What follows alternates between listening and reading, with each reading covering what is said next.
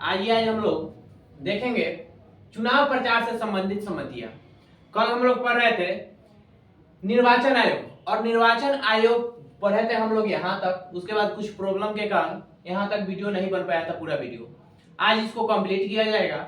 आज पढ़ना है चुनाव प्रचार से संबंधित समितियां, जिसमें सबसे पहला है तारकुंडे समिति। तारकुंडे समिति बना था 1980 में, जिसके अध्यक्ष थे VN तारकुंडे। और तारकुंडे समिति के द्वारा कुछ मांग किया गया था चुनाव से संबंधित। क्या मांग है देखिए। सबसे पहला मांग था कि राज्य निर्वाचन आयोग की स्थापना हो। इनका कहना था कि राज्य में भी निर्वाचन आयोग का होना आवश्यक है, क्योंकि राज्य का चुनाव होगा तो इसके लिए राज्य निर्वाचन आयोग होना चाहिए। दूसरा, चुनाव आयोग को बहुसदस्य बनाने की सिफारिश। कल बताए थे कि शुरुआत में हमारा चुनाव आयोग एक सदस्यीय था, लेकिन 1993 के बाद इसे बहुसदस्यीय कर दिया गया था। तो यह बहुसदस्यीय किसके सिफारिश पे किया गया था? तो यही तारकुंडे समिति के सिफारिश पे। यही इन्हीं का मांग था कि इसे बहुसदस्यीय मतलब 3 सदस्यीय कर दिया जाए। दूसरा, मतदान की आयु 21 वर्ष से घटाकर 18 वर्ष कर दिया जाए। शुरुआत में मतदान की आयु 21 वर्ष था और घटाने की बात किया गया था किसके द्वारा? तो तारकुंडे समिति के द्वारा। यही कारण है कि 61वां संविधान संशोधन 1989 के द्वारा 21 वर्ष से हटाकर 18 वर्ष मतदान की आयु कर दिया गया था। रियल में 61वां संविधान संशोधन हुआ था 1988 में, लेकिन लागू हुआ था 1989 में। इसलिए क्वेश्चन आता है कि 61वां संविधान संशोधन कब हुआ था? तो 1989 में, और इसी के तहत 21 वर्ष से घटाकर आयु 18 वर्ष कर दिया गया। दूसरा है दिनेश गोस्वामी समिति। यह घटना है 1990 का। दिनेश गोस्वामी समिति 1990 में आए थे। इनके द्वारा भी कुछ सिफारिश किया गया था, मतलब मांग किया गया था। क्या था सुनिए। इनका कहना था कि चुनाव ईवीएम से हो। चुनाव मतलब ईवीएम जब बन गया है तो चुनाव अच्छा तरीका से किया जाए, और ईवीएम का यूज होना चाहिए इसमें। और लोकसभा चुनाव में सरकारी पैसा खर्च हो। लोकसभा का जो चुनाव हो रहा है इसमें पैसा खर्च होगा कौन सा? तो सरकारी पैसा खर्च होगा। यह भी मांग था दिनेश गोस्वामी का। तीसरा, मतदाता सूची पर फोटो हो। मतदाता सूची पर, पहले मतदाता सूची पे फोटो नहीं था, सिर्फ नाम था। इनका क्या नाम था कि अगर फोटो रहेगा तो अच्छे से उस व्यक्ति की पहचान हो सकती है, इसलिए मतदाता सूची पर फोटो होना चाहिए। चौथा मांग था कि पद खाली की स्थिति में 6 माह के अंदर चुनाव हो। अगर कोई व्यक्ति पद त्याग देता है या फिर उसकी मृत्यु हो जाती है किसी भी कारण से, अगर उसका पद खाली होता है तो 6 माह के अंदर उस पर चुनाव होना चाहिए फिर से। यह सारा मांग किया गया था दिनेश गोस्वामी के द्वारा।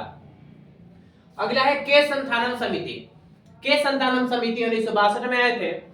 इनका क्या नाम था कि जो भी व्यक्ति चुनाव लड़ रहा हो यह कम से कम कुछ पढ़ा लिखा हो। यह सिफारिश था, मतलब बोल सकते हैं कि न्यूनतम शैक्षणिक योग्यता हो या एजुकेशन की मांग किया गया था के संथानम के द्वारा। अब देखते हैं कुछ इंपॉर्टेंट फैक्ट यहां से, जैसे कि ईवीएम बन चुका था 1979 के आसपास। तो ईवीएम का फुल फॉर्म होता है electronic voting machine. Electronic voting machine.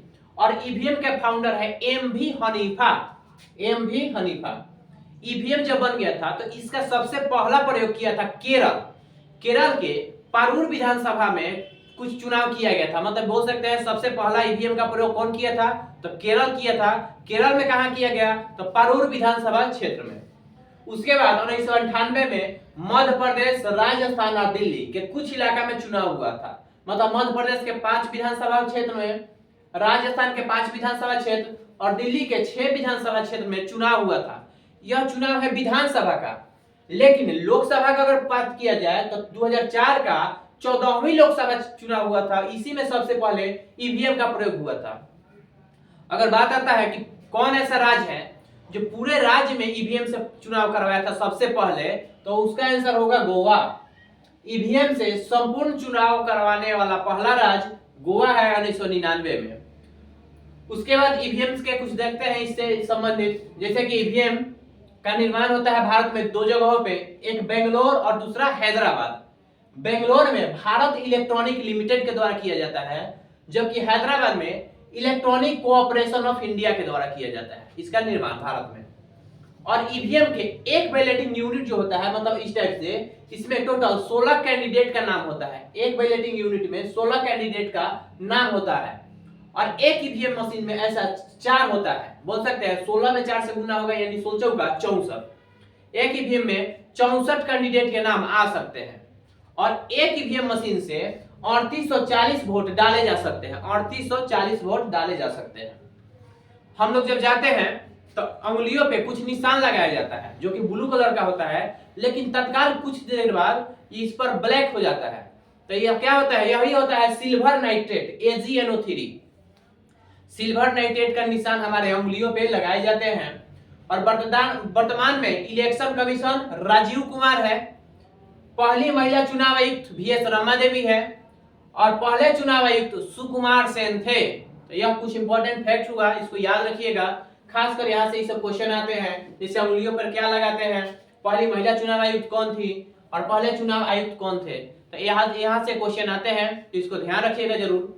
और अगर पिछला वीडियो आप लोग नहीं देखे हैं तो जाकर सबसे पहले पिछला वीडियो देखिए, क्योंकि वहां कल हम लोग डिस्कशन कर चुके थे इससे संबंधित, चुनाव आयोग क्यों आया था, इसका काम क्या था, यह सारा बात कल हो चुका है।